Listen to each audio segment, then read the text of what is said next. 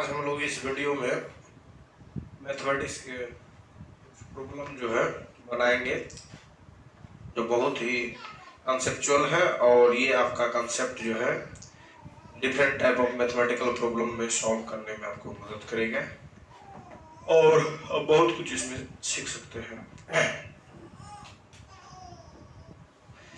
देखिए, ये जो प्रश्न देख रहे हैं इसमें कहता है एक संख्या n is equal to 12 to the power 6 into 3 to the power 8 into 5 to the power 3 पर विचार कीजिए। एक नंबर दिया हुआ है, इसको कैलकुलेशन करने के बाद कुछ नंबर आएगा, उसका नाम दिया गया है कैपिटल N। कहता है कि n पर विचार करना, निम्नलिखित कथनों में से कौन सा सही है। n के विषम गुणनखंडों की संख्या 60 है, n के सम गुणनखंडों की संख्या 720 है। नीचे दिए गए कूट का प्रयोग कर सही उत्तर चुनिए। केवल एक सही है, केवल दो सही है, एक और दो सही है, न तो एक सही है न तो दो सही है। ये बात है कि ये प्रश्न हो सकता है किसी कॉम्पिटिटिव एग्जाम में फुल न पूछे इसी तरह से एग्जैक्ट, लेकिन इस कंसेप्ट से बेस्ड क्वेश्चंस हर कॉम्पिटिटिव एग्जामिनेशंस में पूछे जाते हैं और ये आपको बहुत बेहतर जो है मदद करेंगे कि नंबर ऑफ फैक्टर्स वाले जो प्रॉब्लम है उसको बनाने में। तो इसी कंसेप्ट को हम लोग देख करके आगे की ओर बढ़ते हैं। तो इसका इंग्लिश भी मैं एक बार पढ़ देता हूँ, हो सकता है कुछ लोग इंग्लिश मीडियम वाले हों जो इंग्लिश में जानना चाहते हैं। ठीक है, कहता consider the number n 12 to the power 6 into 3 to the power 8 into 5 to the power 3. Which of the following statements are correct? The number of odd factors of n is 60. The number of even factors is 720. Select the correct answers using the code given below. उसके बाद इसमें देखना है कि केवल एक सही है, only two, only one, both one and two, neither one or not two। ये जो है हम लोगों को करना है। तो इसको क्वेश्चंस को देखते हैं कैसे हम लोग बनाते हैं, इस पर हम लोग बातें करते हैं।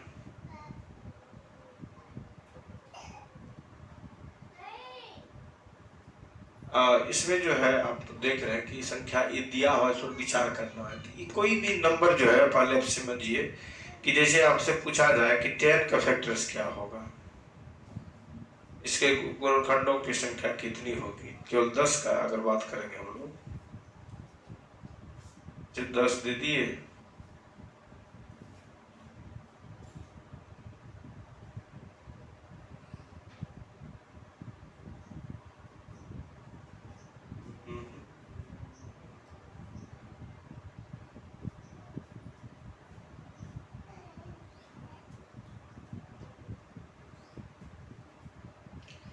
ठीक है। अगर 10 से का पूछा जाए गुणनखंडों की संख्या क्या होगी, तो आप क्या करते हैं, 10 का जो है फैक्टराइजेशन कीजिएगा। तो 10 का 2 5 होगा, तो 10 के लिए हम लोग लिखते हैं 2 गुनी, 10 के लिए हम लोग लिखते हैं 2 into 5। अब इसका 10 का जो फैक्टर्स जो होंगे उसकी संख्या कितनी होगी, उसकी संख्या पहला तो एक सभी का फैक्टर होता है, 1 is factor of every number, एक होगा, और खुद जो अपना कोई भी नंबर है वो भी फैक्टर होगा, 10 भी खुद फैक्टर होगा। अब बचा 2 और 5, तो इसमें देखिए 2 भी फैक्टर है और 5 भी फैक्टर है। तो 10 के जो नंबर ऑफ फैक्टर है वो कितने हो गए, 4 हो गए। अब इसका टेक्निक है बनाने का, ये तो मैंने काउंट करके बताया। जैसे कोई इसको जो है कोई भी नंबर रहेगा उसको प्राइम फैक्टराइजेशन के फॉर्म में हम लोग चेंज कर देंगे। तो 2 गुना 5, 2 भी प्राइम 5 भी प्राइम। अब इस पर पावर देखिए, 2 पावर 1 है, 5 पावर 1 है, तो टोटल नंबर ऑफ फैक्टर जो होगा, ये जो पावर देख रहे हैं पावर को क्या करेंगे, एक एक जोड़ करके गुना कर देंगे। तो 2 पावर 1 है गुना 5 पावर 1 है, तो दोनों के पावर को हम लोग क्या करेंगे, एक एक जोड़ेंगे। तो 1 में 1 जोड़ेंगे 2 होगा, फिर 1 में 1 जोड़ेंगे 2 होगा, तो इसको गुना कीजिएगा 4 हो जाएगा। टोटल नंबर ऑफ फैक्टर्स कितना हो जाएगा, 4 हो जाएगा।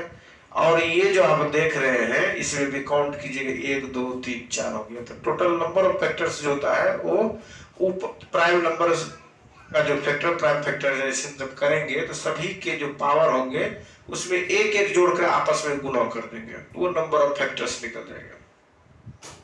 अब एग्जांपल के लिए मैं दूसरा आपको देता हूं।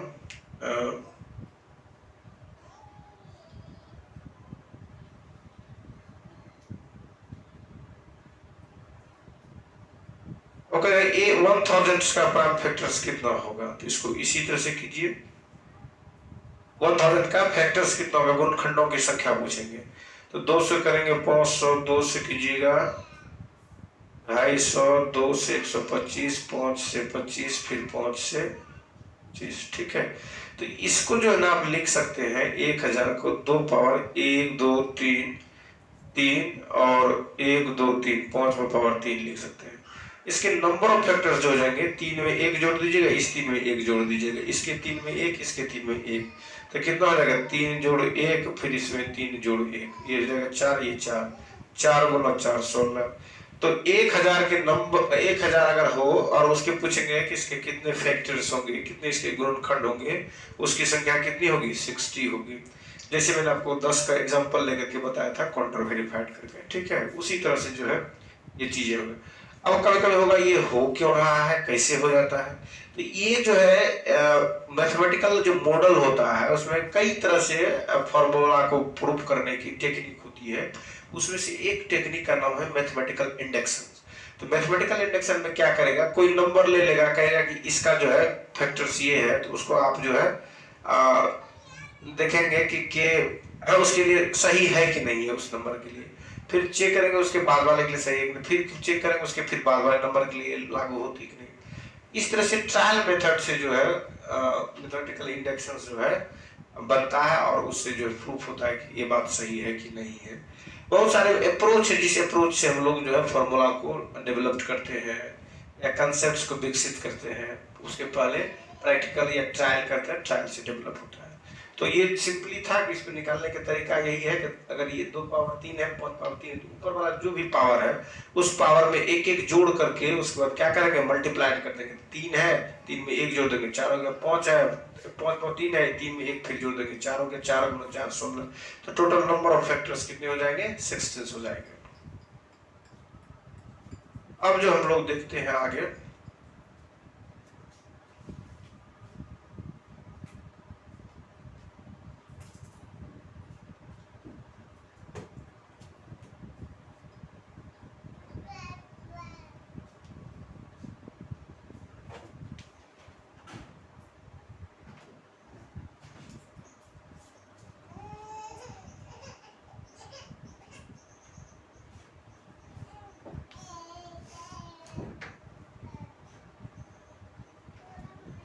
अब जो हम लोग आगे देखेंगे कि प्रॉब्लम अभी कैसे मेरा बनेगा, तो उसको हम लोग देखते हैं। दिया हुआ n इक्वल टू इतना पर विचार कीजिए। इसका मतलब ये जो प्राइम है, प्राइम के फॉर्म इसको चेंज करना। 12 is not in A prime number, 12 is a composite number. 12 जो है वो प्राइम नंबर नहीं है, बल्कि यह है कि क्या है, कंपोजिट नंबर है। तो 12 को हम लोग को कन्वर्ट करना पड़ेगा प्राइम नंबर में। तो इसको प्राइम फैक्टर्स 12 का देखेंगे क्या होगा। 12 का जो प्राइम फैक्टर होता है वो आप ऐसे करें, 2 से 6 हो जाएगा, 2 से 3 हो जाएगा। तो ये 2 गुना 2 गुना 3, इस तरह से जो है प्राइम के रूप में आप इसको कन्वर्ट कीजिएगा, 2 गुना 2 गुना 3। ठीक है, तो 12 को हम लोग लिख सकते हैं 2 पावर 2 गुना 3 पे पावर 1। अब इसको जो है फर्दर जब तोड़ेंगे आप, इसको 2 गुना 3 2 पावर 2 3 गुना, इस पर 6 गुना 3 पावर 8 गुना 5 पे पावर 3। ये जो है आप 12 को लिख सकते हैं 2 पावर 2 गुना 3 पावर 1 दे दीजिए, देख लिखने की जरूरत नहीं, फिर लिख दीजिए। तो 3 पावर 1 हो गया और उस पर पावर 6 है। तो जैसा कि आप हम लोग जानते हैं a to the power b power m is equal to a power m into b पे पावर m होता है। इसी में अगर लिखा रहे आपको a square into b power m, तो क्या हो जाएगा a power 2m into b पे पावर m। ये जो देख रहे हैं आप a into b power m रहे तो a m into b m होता है। अगर यहाँ स्क्वायर देगा तो क्या आ जाएगा, a पावर 2 और e m को गुना कर देंगे, 2m गुना m power m b power m। उसी कंसेप्ट को इसमें यूज करेंगे। तो अब क्या है, 2 पावर 2 गुना 3 पावर 1 है, होल पावर 6, तो 6 गुना 2 12 हो जाएगा। तो 2 पर पावर कितना हो जाएगा, 12 हो जाएगा। और ये क्या है, 3 पावर 1 6 है, 3 पावर 1 और 6, तो 3 पर पावर कितना हो जाएगा, 6 हो जाएगा। 3 पर पावर 8 है, ये 3 पर पावर 8 है, यहाँ 3 पर पावर 8 नहीं देंगे, ये वाला 5 पर पावर 3 है, गुना 5 पावर 3 दे दीजिए। रीअरेंज जब करेंगे तो 2 पावर हो जाएगा 12 इंटू 3 पावर 14 इंटू 5 पावर 3। ये जो हो जाएगा, ये जो भी नंबर हो, ये नंबर n है, तो इसको जब स्प्लिटिंग करेंगे प्राइम फैक्टराइजेशन के फॉर्म में, तो 2 पर पावर 12, 3 पर पावर 14, 5 पावर 13 हो गया। ये जो है आपका निकल गया, क्या निकल गया, ये जो है आपका निकल गया नंबर का प्राइम फैक्टराइजेशन। अब इसके टोटल नंबर ऑफ फैक्टर्स क्या होंगे, टोटल गुणनखंडों की संख्या कितनी होगी, तो 12 में 1 जोड़ेंगे, 14 में 1 जोड़ेंगे, 3 में 1 जोड़ेंगे, तो क्या हो जाएगा इसमें सिंपल देखिए इसको, 12 जोड़ 1, 14 जोड़ 1, 3 जोड़ 1, इसको गुणा कीजिए, पहले जोड़ लीजिए, 12 1 13, 14 1 15 और 3 जोड़ 1 4।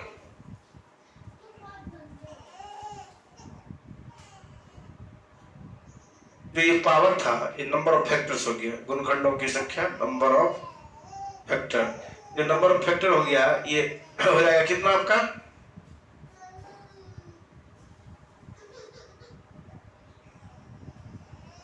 गुणनखंडों की संख्या। गुणनखंडों की संख्या जो हो जाएगा, ये 12 में 1 जोड़िएगा, यहाँ 13 हो जाएगा, 14 में 1 जोड़िएगा 15 होगा, 3 में 1 जोड़िएगा 4 हो जाएगा, तो 13 गुना 15 गुना 4, 13 गुना 15 गुना 4। तो अब उसको सिंपली है गुना कर लीजिए, ये क्या हो जाएगा आपका, सिंपल है 13 गुना 15 गुना 4 60 और 3 के 78, ये हो जाएगा आपका कितना, 0 हो गया, 6 तिया 18, 6 1 7, 78 हो गया आपको। तो आपका 780 जो हो जाएगा टोटल नंबर ऑफ गुणनखंडों की संख्या होगी 780।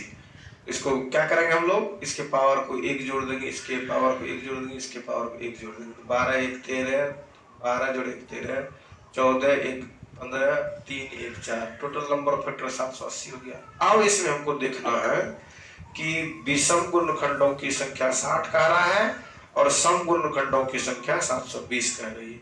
जैसा कि हम लोगों को पता है या जानते हैं या नहीं तो जानने की कोशिश करेंगे,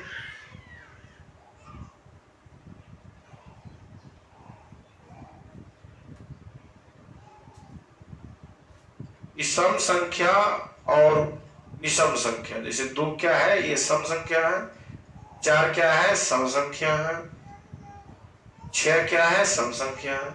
सम संख्या को अगर हम लोग किसी भी विषम संख्या से गुणा करेंगे तो वो क्या होगा, वह सम संख्या होगा। सम संख्या को सम संख्या के साथ गुणा करेंगे तो सम संख्या होगा। तो सम संख्या यहाँ बहुत बड़ा डोमिनेंट संख्या होती है, ठीक है। तो सम गुना सम, सम गुना सम बराबर सम, ठीक है। सम संख्या गुना सम संख्या, सम संख्या, सम संख्या गुना विषम संख्या, सम संख्या होगा। सम संख्या गुना विषम संख्या, उस समय में भी आपके पास सम संख्या होगा। ये जो है बेसिक फंडा है इसको समझने का, कि सम को सम के साथ गुणा करेंगे सम होगा, सम को विषम के साथ गुणा करेंगे विषम होगा। तो इसका मतलब विषम केवल विषम से गुणा करने के बाद ही विषम प्राप्त होगा, मतलब विषम गुना विषम बराबर विषम, विषम संख्या गुना विषम संख्या बराबर विषम संख्या। जैसे 3 को 3 से गुणा कीजिएगा 9, 3 को 5 से गुणा कीजिएगा 15, यहाँ दोनों जो है विषम संख्या है तभी ये संभव है, otherwise it is not possible. तो विषम संख्या को विषम संख्या से गुणा करेंगे तभी होगा, जैसे 3 गुना 3 9 हो गया, 5 3 गुना 5 15 हो गया, ऐसे ही कुछ करेंगे हम लोग तभी इस तरह की बात आएगी, अन्यथा नहीं होगी। तो हम लोगों ने देखा केवल विषम संख्या को विषम संख्या से गुणा करेंगे तभी वो विषम संख्या होगा, अदरवाइज नहीं होगा। तो अब यहाँ पर जो दिया हुआ है हम लोगों का, ये जो देख रहे हैं, इसमें ये जो देख रहे हैं ये, इसमें जो ये देख रहे हैं 3 पर पावर 14 और 3 पर पावर 5, जो यही विषम संख्या को देगा, क्योंकि जैसे सम इसमें इन्वॉल्व हो जाएगा फैक्टर में, वो सम फैक्टर्स नहीं रहेगा, वो विषम फैक्टर्स में रहेगा, वो विषम फैक्टर्स नहीं रहेगा, सम फैक्टर्स में रहेगा। तो ऐसी परिस्थिति में इस तरह के जो सिचुएशंस है, इस सिचुएशंस में आपको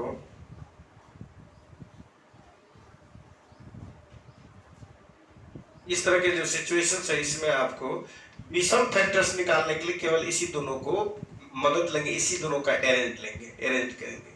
तो ये जो 3 पर पावर 14 है, 5 पावर 3 है, इसी से हम लोग पता करेंगे कि ये जो है इसके विषम संख्या, विषम फैक्टर्स कौन कौन सा होंगे।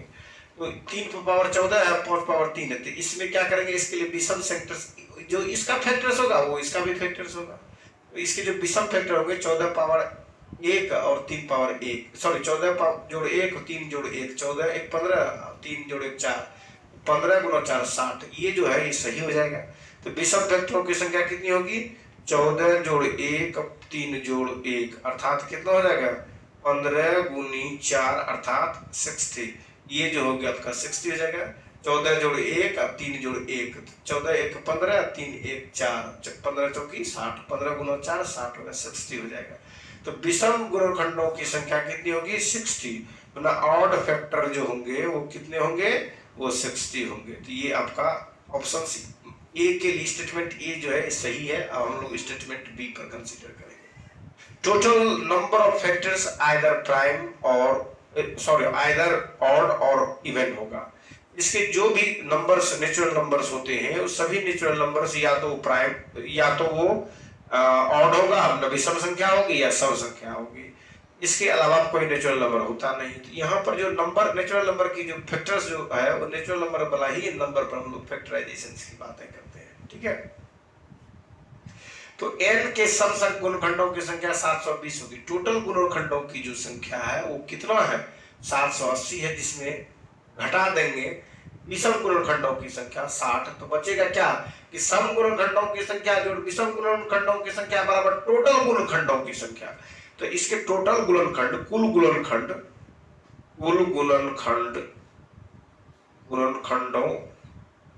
की संख्या बराबर क्या होगा, विषम गुणनखंड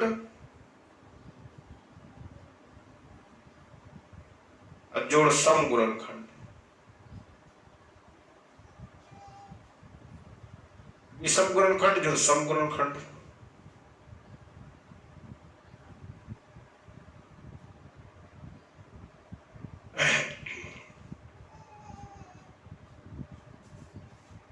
कुल गुणनखंड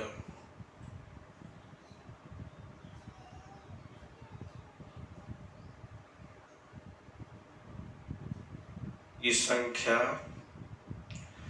बराबर विषम गुणनखंडों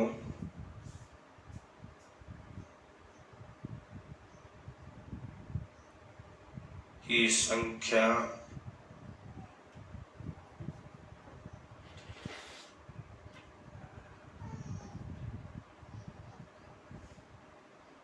विषम गुणनखंडों की संख्या और जोड़ सम गुणनखंडों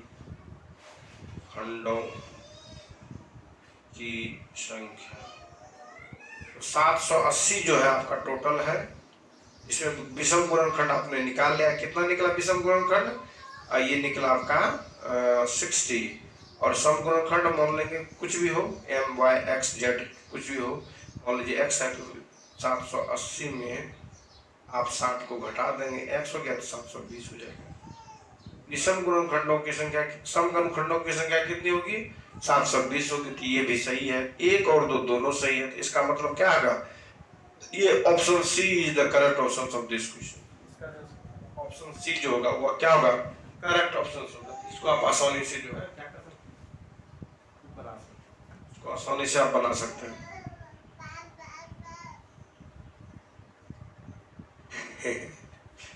ठीक है, इसको कोई परेशानी नहीं है, इसको इसी तरह से इसको लोग सॉल्व करेंगे। तो ये थोड़ा सा कॉम्प्लिकेटेड प्रॉब्लम था, या कॉम्प्लेक्स कर सकते हैं या जटिल कर सकते हैं, लेकिन जो सिंपल जो एग्जाम में कॉम्पिटिटिव जनरली एग्जाम में जो पूछे जाते हैं कि 100 के कितने गुणनखंडों की संख्या होगी, 50 के कितने गुणनखंडों की संख्या होगी, 1000 के गुणनखंडों की संख्या कितनी होगी, 100 गुणनखंडों की संख्या कितनी होगी, तो ये आप आसानी से इसको बना सकते हैं, इसमें किसी तरह की कोई दिक्कत नहीं। अगर इसे आपसे पूछेगा और भी चीज है, जैसे प्राइम गुणनखंडों की संख्या कितनी होगी, ये तो था सम विषम। अगर प्राइम गुणनखंडों की संख्या पूछेगी इसमें कितनी होगी इसी नंबर में, तो 2, 3, 5, ये 3 केवल होगा। मतलब एक 2 होगा इसका प्राइम गुणनखंड, दूसरा 3 होगा प्राइम गुणनखंड, और तीसरा जो है 5 होगा इस नंबर का प्राइम गुणनखंड। ये समझ गए? मतलब जो प्राइम गुणनखंड जो होंगे उसकी जो संख्या होगी वो केवल 3 होगी, 2, 3, 5। अगर कंपोजिट गुणनखंडों की संख्या पूछेगी तो 780 में 3 घटा दीजिएगा तो 770 हो जाएगा। इसी प्रश्न को अगर घुमा फिरा कर पूछे आपसे तो आप इसको बना सकते हैं। इसमें विषम गुणनखंडों की संख्या कितनी है, सम गुणनखंडों की संख्या कितनी है, अभाज्य गुणनखंडों की संख्या कितनी है, भाज्य गुणनखंडों की संख्या कितनी, तो आप इस वाले से इसको कर सकते हैं। तो भाज्य गुणनखंडों की जो संख्या होगी, जिसको कहते हैं हम लोग कंपोजिट गुणनखंडों की जो संख्या होगी और क्या होगी, 780 में हम लोग क्या करेंगे, जो प्राइम या इसको प्राइम या इसको क्या कहेंगे हम लोग, प्राइम अभाज्य गुणनखंडों की जो संख्या होगी 1, 2, 3, मतलब 2, 3, 5 ये होंगे अभाज्य गुणनखंडों की संख्या। और टोटल गुणनखंड कितना 780 है, 780 में 3 घटा देंगे 770 जो होगी वो क्या हो जाएगी, कंपोजिट गुणनखंडों की संख्या होगी। नहीं, उसमें एक और घटाएंगे। क्यों घटाएंगे? 780 में 3 घटा देंगे तो वो कितना हो जाएगा 777। ये जो जगह कंपोजिट गुणनखंडों की संख्या नहीं होगी। क्यों नहीं होगी? क्योंकि इसके अंदर में एक जो है जिसका नाम एक, सिंपली एक सभी का जो है गुणनखंड होता है। तो एक जो इसमें घटेगा, क्यों? क्योंकि एक तो न तो कंपोजिट नंबर है, न ही प्राइम नंबर, वो न तो विभाज्य संख्या है, न ही वो अभाज्य संख्या। तो इसलिए जो है एक इसमें क्या हो जाएगा, घट जाएगा, तो 776 हो जाएगा। अगर आपसे पूछा जाए कि कंपोजिट मतलब भाज्य गुणनखंडों की संख्या कितनी होगी इस नंबर में, वो हो जाएगा 776 होगा। तो इसी प्रश्न से हम लोगों ने बहुत कुछ सीख लिया। अगर प्रश्न ऐसे पूछे तो क्या करना है, प्रश्न वैसे पूछे तो क्या करना है। तो ये जो नंबर सिस्टम्स में जो फैक्टर्स पूछे जाते हैं उसको आप आसानी से बन सकते हैं। अगर आपने इसको बढ़िया से सीख लिया, कंसेप्ट आपका क्लियर हो गया, किसी तरह से घुमा के दे, इस तरह से कॉन्फिडेंस अगर आप बिल्डअप कर लिए हैं तो किसी भी प्रॉब्लम को आप हैंडल कर सकते हैं, बना सकते हैं, किसी तरह की कोई दिक्कत नहीं होगी, बशर्ते आपका कॉन्फिडेंस जो है वो इस कंसेप्ट को एक्सेप्ट कर लिया हो। ठीक है, अब हम लोग नेक्स्ट क्वेश्चन को देखते हैं। नेक्स्ट क्वेश्चन कहता है यदि log 10a by b minus a is equal to log 10b by c minus a is equal to log 10c by a minus b where a but not equal to b but not equal to c है, तो a b c का मान क्या होगा। तो इसको हम लोग आगे भी देख लेते हैं इंग्लिश में भी, ताकि इंग्लिश वाले को भी दिक्कतें ना हो।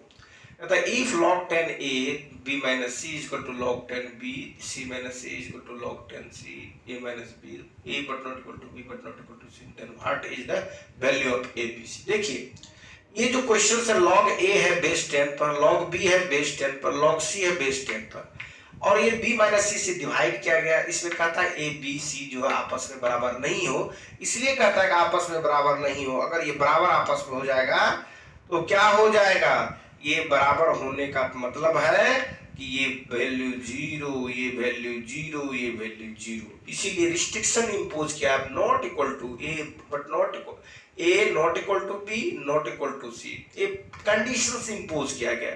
ये कंडीशन इंपोज इसलिए किया गया, अगर ये ऐसा नहीं करेंगे तो क्या होगा, ये होगा ये भी इन्फिनिटिव, ये भी इन्फिनिटिव, ये भी इन्फिनिटिव, और इन्फिनिटिव का इन्फिनिटिव रूप होता है, इन्फिनिटिव साइज होता है। इसलिए जो इन्फिनिटिव जब आएंगे मतलब नॉट डिफाइंड, जब डिफाइंड नहीं तो उसमें फर्दर कैलकुलेशंस की बात क्या होगी। ठीक है, कोलैप्स कर जाएगा हमारा इक्वेशन से, कोलैप्स कर जाएगा। इसीलिए रिस्ट्रिक्शंस इंपोज कर दिया, A but not equal to B but not equal to C. ठीक है,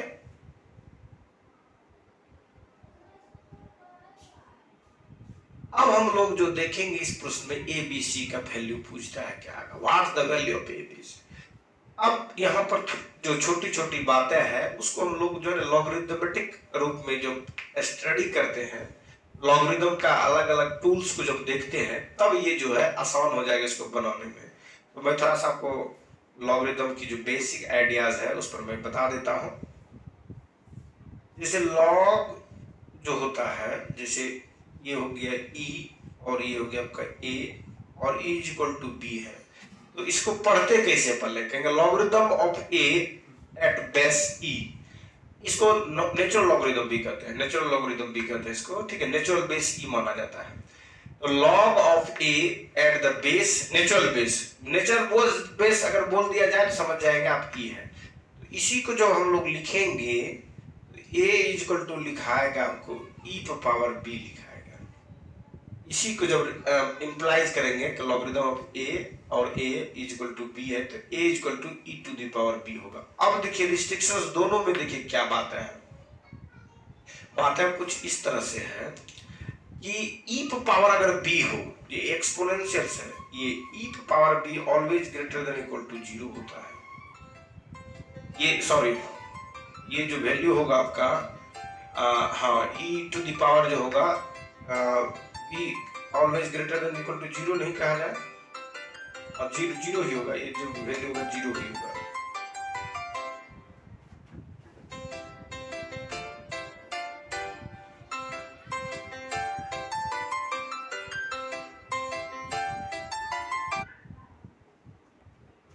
ये जो वैल्यू देखते हैं आप, ये जो वैल्यू है आपका इसमें जो देख रहे हैं कि ये जो है ई पावर बी जो होगा वो किसी भी वैल्यू के लिए for all B belongs to set of real numbers, अगर बी कोई भी सेट ऑफ रियल नंबर्स का मेंबर्स हो तो E to the power B greater than equal to क्या होंगे, 0 ही होंगे। इक्वल टू नहीं होगा, 0 से बड़ा ही होगा, क्योंकि 0 लाइन को करेगा ही नहीं, जब इन्फिनिटिव देंगे तभी वो 0 के करीब पहुंचेगा, तो वहां पर इक्वल टू की साइंस की औचित्य नहीं बनता है। ये सिंपली जो है वो 0 से क्या होगा, बड़ा होगा। E to the power B always greater than 0, 0 से बड़ा होगा, तो इसका मतलब ए जो होगा वो क्या होगा, ए जो होगा 0 से बड़ा होगा। तो ये जो स्ट्रक्चर्स जब लॉगरिथम का स्टडी करते हैं तो उसमें ये मतलब ये चीजें आपको रहेगा, रिस्ट्रिक्शंस इंपोजेज रहेगा कि log E A equal to B हो तो ए ग्रेटर देन 0 होगा। ये इसकी जो बेसिक आइडियाज है उसमें ये, अगर ये है तो ये लिखा जाएगा, अगर ये है तो ये लिखा जाएगा, ए जो बेस है बेस पर इसको लिख देंगे। इसी प्रकार अगर मान लीजिए log N A equal to B है, यहाँ a equal to 10 to the power b लिखेंगे, जैसे यहाँ से इसको इम्प्लाई किए थे, तो यहाँ पर क्या होगा, a इक्वल टू जो बेस 10 है उसी बेस 10 पर पावर क्या देंगे, b दे देंगे। ये है लॉगरिथम और एक्सपोनेंशियल्स के बीच का जो रिलेशंस है वो इसी तरह से है। अब इसमें क्या है, ये कट प्रश्न दिया है आपको सॉल्व करना है, ये जो है इस तरह से, ये एक आइडिया जो है इसमें यूज होगा, जो बेस है ए लिखेंगे तो जो बेस है उस पर पावर चला जाएगा, ये आइडिया जिसमें यूज होगा। दूसरी क्या है कि लॉगरिथम का जो सिंपल प्रॉपर्टीज है जिसको हम लोग जानते हैं, नहीं तो जानने की कोशिश करेंगे इसमें,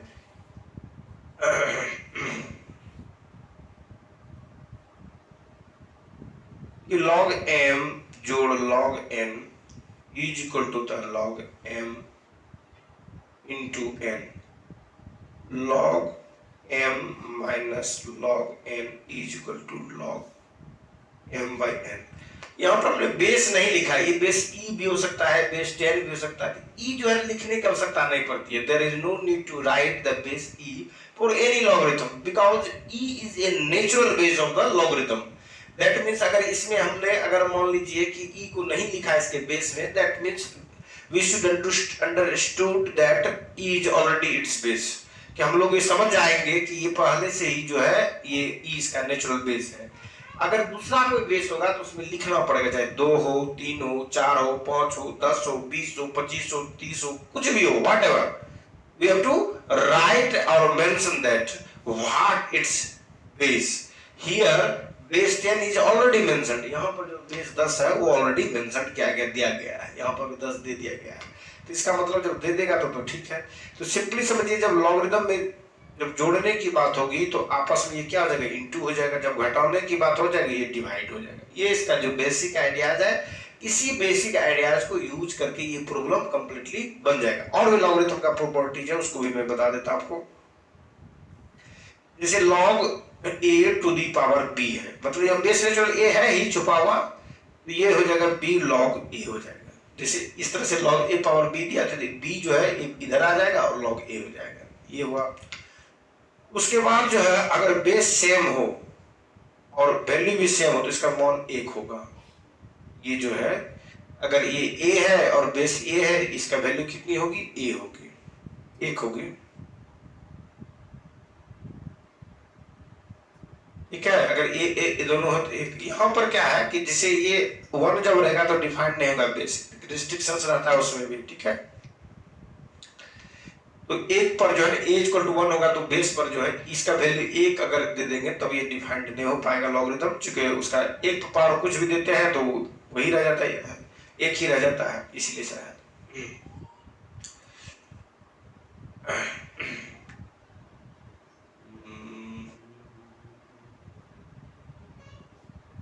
अब हम लोग इस प्रॉब्लम को सॉल्व करते हैं तो ज्यादा बेटर रहेगा। हमने इसके इर्द गिर्द की बातें बहुत कर ली। ठीक है, कहता है ये दिया हुआ इतना इक्वल टू जो है ये आपस में बराबर है, इसको कुछ मान लेंगे हम लोग, के एम टी पी जी कुछ भी, व्हाट एवर यू थिंक, जो भी आप सोचते हैं इसको मान लेंगे ये किसी के बराबर है। मान लीजिए के बराबर है, ये पूरे जो है जैसे इतना बराबर, ये बराबर ये बराबर ये और ये बराबर मान लेंगे के है। ये मैंने इसको ढक दिया इसीलिए कवर कर दिया इसको, इस तरह समझ लीजिए, इसको मैंने कवर कर दिया तो ये बराबर मैंने के लिख दिया। रिस्ट्रिक्शन तो है ही a but not equal to b but not equal, लेकिन मान लिया इसको के है, तो कोई लिखने की जरूरत इसकी नहीं पड़ेगी। और आप भी जो है अगर पेपर पे दिया रहे तो उसमें पेंसिल नहीं डायरेक्ट है, आप इक्वल टू के करके कैलकुलेशन में आपको मदद मिल जाएगी। डायरेक्ट आप अप्रोच यूज करते हैं तो बार बार लिखने की जरूरत नहीं पड़ेगी। अब देखिए आप log 10a is equal to, ये जो देख रहे हैं b माइनस a, इसको गुना कीजिएगा k से तो ये आपका पता चलता है। इधर से जब उधर दीजिएगा तो गुना हो जाएगा, तो क्या हो जाएगा k into B minus C. वैसे ही आप लिखिएगा log 10b मतलब base 10b, b of base 10 is equal to k into C minus a। उसी प्रकार हो जाएगा log c is equal to k into a minus b। ये जो है आपका फंडा है। log a बराबर क्या हो जाएगा b माइनस सी से, इसमें k में गुना कीजिएगा log 10b में क्या कर दीजिएगा c माइनस a से गुना कीजिएगा log 10c में क्या कीजिएगा a माइनस b से गुना कर दीजिएगा। ठीक है, k इंटू माइनस b फिर हो जाएगा k into c minus a और k into b minus c।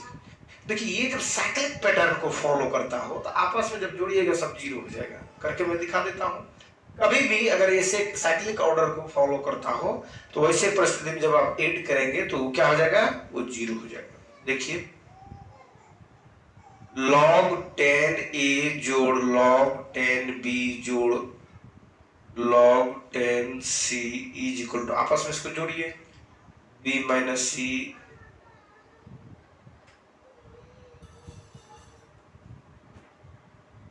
जोड़ के इंटू सी माइनस ए जोड़ के इंटू ए माइनस बी।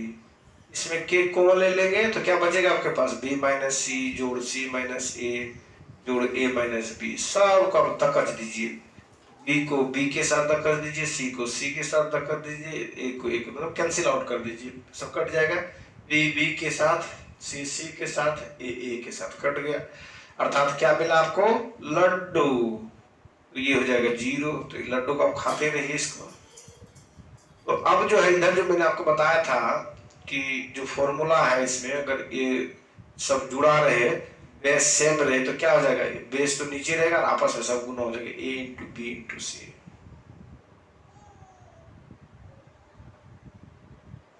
क्या हो जाएगा आपका a इंटू बी इंटू सी। तो क्या हो जाएगा, ये जो सब बेस सबका सेम है 10 10 10 10। तो क्या हो जाएगा आपस, ये चूंकि सब एड था जोड़ा हुआ था तो इसमें इनटू का संबंध आपस में निकलेगा। जैसे कि हमने आपको इधर फार्मूला में भी बताया था कि जोड़ हो तो गुना कर देंगे, वही आइडिया जिसमें यूज किए। तो इतना इक्वल टू क्या हो जाएगा, जीरो हो जाएगा। log 10 ABC equal to zero. तो इसी आइडिया में जब ABC को आप लिखेंगे तो 10 पावर जीरो हो जाएगा, क्योंकि मैंने बताया था जो बेस है दूसरा वो क्या हो जाएगा, जिसे आपने लिखा है यहाँ, इसे मैंने मिटा दिया है, सिंपली है ABC जब लिखेंगे हम लोग जो बेस रहेगा इधर जो भी वैल्यू होगा उसके ऊपर पावर हो जाएगा। 10 टू द पावर जीरो हो गया। और किसी भी संख्या में पावर अगर जीरो देते हैं, अगर वो खुद संख्या जीरो नहीं हो तो उसका वैल्यू कितना होगा, 1 होगा। तो ABC इक्वल टू 1 हो जाएगा। क्यों, क्योंकि x to the power zero equal to 1 और all x belongs to real number and x but not equal to 0। अगर x 0 के बराबर नहीं हो तो समपाता होगी। ठीक है, कुछ भी तो इस तरह की चीजें आ सकती है, तो कोई दिक्कत नहीं। इसमें क्या होगा, ये and x but not equal to 0, ये x 0 के बराबर नहीं हो तो ऐसी परिस्थिति में ये बात होगी। ये किसी भी नंबर पर आप पावर 0 देंगे तो वो क्या होगा, वो जो हो 1 होगा, बशर्ते कि वो खुद नंबर जो है 0 के बराबर नहीं हो। ठीक है, तो चूंकि हमारी जो इस तरह के जो स्टैंडर्ड है वो जनरली जो है रियल नंबर पर है, इसलिए इसमें कॉम्प्लेक्स का मैंने चर्चा नहीं किया।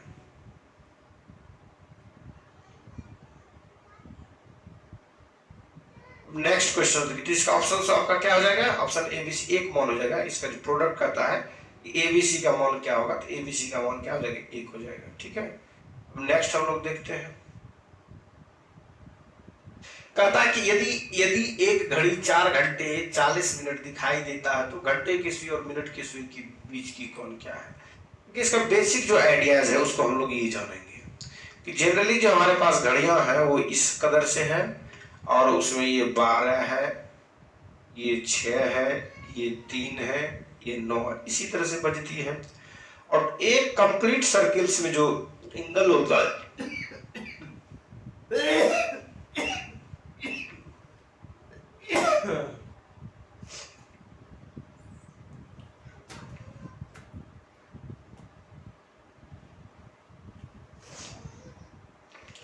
एक कंप्लीट सर्कल्स में जो एंगल बनता है आपका वो 360 डिग्री होता है।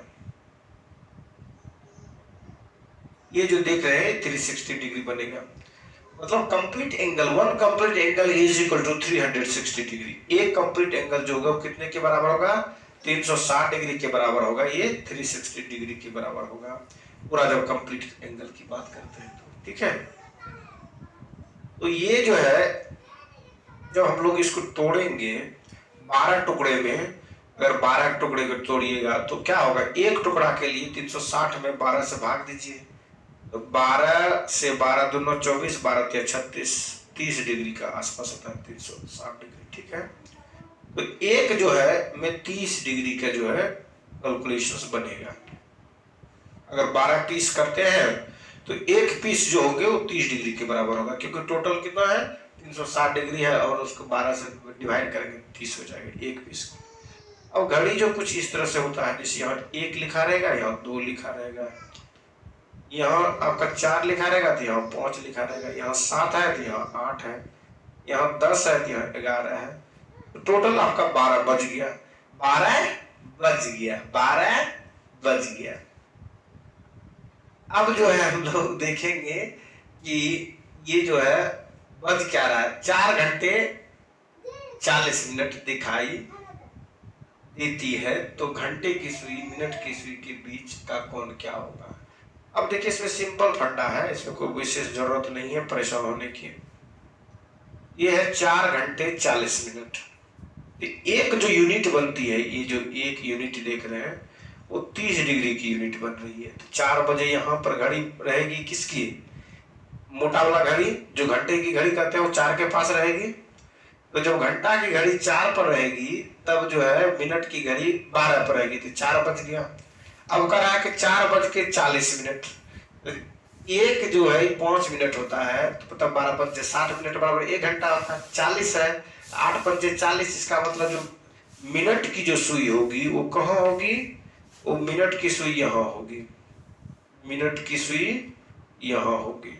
अब देखिए ये जब पूरा चक्कर जब मार देगा तब घंटे की सुई जो आगे की ओर जो कितना डिग्री शिफ्ट करेगा, वो आगे की ओर जो है 30 डिग्री शिफ्ट करेगा। जब पूरा चक्कर मार देगा मिनट की सुई, जो मिनट की सुई पूरा चक्कर मार देगा तो घंटे की सुई जो है 30 डिग्री शिफ्ट आउट होगा। जैसे ये जो सुई है शिफ्ट आउट जो होगा वो 30 डिग्री होगा, व्हेन ये जब 360 डिग्री क्या करेगा, रिवॉल्व करेगा। ये जब 360 करेगा तब ये कितना करेगा, ये 30 डिग्री करेगा। ये मतलब मिनट की सुई अगर 360 डिग्री शिफ्ट करता है तो घंटे की सुई 30 डिग्री शिफ्ट करेगा। मिनट की सुई अगर 1 डिग्री कटता है तो घंटे की सुई 360 बटे 30 बटे 360 करेगा। अगर ये कितना डिग्री कर रहा है, अब ये देख लेते हैं हम लोग, ये कितना डिग्री शिफ्ट कर रहा है। ये जो शिफ्ट कर रहा है आपका 8 है, 8 गुना 3 240 डिग्री शिफ्ट कर रहा है। ये जो है 240 डिग्री शिफ्ट करेगा, तो 240 डिग्री जब शिफ्ट करेगा तो घंटे की सुई कितना डिग्री शिफ्ट करेगा, 240 से गुना कर देंगे, 0 0 कट गया, 12 दूना 24, 12 तिया 36, 3 10 हो जाएगा, और 10 दूना 20 हो गया। मतलब ये 20 मिनट शिफ्ट कर जाएगा। कौन सा? घंटे की सुई इसके तरफ। ये टोटल यहाँ तक जाएगा तो 30 मिनट है, और यहाँ आएगा तो कितना हो जाएगा, ये 20 मिनट शिफ्ट कर जाएगा। ठीक है, तो यहां से लेकर के यहां तक कितना मिनट होगा, 1 2 3 4 है, तो एक को होता है 30 मिनट के लिए। ये भी एक 30 डिग्री, ये भी 30 डिग्री, ये भी 30 डिग्री, ये भी 30 डिग्री, 30 60 और 30 30 60 30 90 90 30 120, 120 में शिफ्टिंग करके कितना घट जाएगा, 20 घट जाएगा इधर। तो 1 2 3 4 120 में आप 20 घटा देंगे 100 degree. Your correct option is 100 degree. तो दोनों के बीच का जो एंगल बनेगा मिनट और घंटे की सुई का, वो कितना होगा, वो 100 डिग्री होगा। वो कितना होगा, 100 डिग्री। अगर आपका कंसेप्ट क्लियर हो तो घड़ी रहे या कुछ भी रहे आप आसानी से बना सकते, कोई बहुत बड़ी चीजें नहीं है। ठीक है, बशर्ते कि आपका कंसेप्ट जो है वो क्लियर होना चाहिए। ठीक है, थैंक यू, धन्यवाद।